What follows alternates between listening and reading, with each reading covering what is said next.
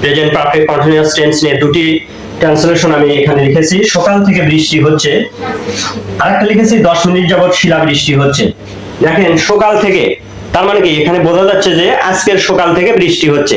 সকাল থেকে বৃষ্টি হওয়া মানে এটা নির্দিষ্ট সময় এখানে সিন্স হবে। অপরদিকে 10 মিনিট যাবত শিলাবৃষ্টি হচ্ছে, কোন 10 মিনিট? সকালের 10 মিনিট না সোমবারের 10 মিনিট, এরকম কোনো কথা বলা নাই। অর্থাৎ 10 মিনিট যাবত বৃষ্টি হচ্ছে, যে কোনো 10 মিনিট। এই জন্য এখানে অনির্দিষ্ট সময় এখানে হওয়া হবে। আর বৃষ্টি হওয়ার সাবজেক্টটা হচ্ছে ইন্ট্রোডাক্টরি ইট। যেখানে সাবজেক্ট খুঁজে, বৃষ্টি হওয়াটা হচ্ছে ভার্ব, বৃষ্টি হওয়াটা ভার্ব।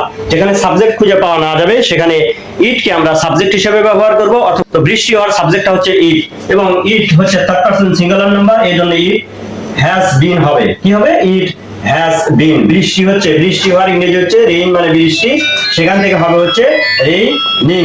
কি হবে? Raining. It has been raining. বৃষ্টি হচ্ছে কখন থেকে? সকাল থেকে। Since morning, SINC, since morning, MORNING, since morning. তো আশা করি বুঝতে পেরেছেন। পরবর্তীতে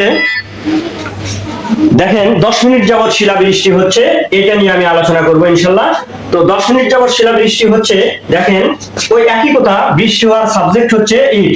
it has been, it has been. শিলাবৃষ্টি হওয়ার ইংরেজি হচ্ছে হেইল। তো হেইল থেকে হেইলিং হবে, HAILING, হেইলিং। হেইলিং। শিলাবৃষ্টি হচ্ছে কয় মিনিট যাবত? যেহেতু 10 মিনিট অনির্দিষ্ট সময়, এই জন্য ফর 10 মিনিটস,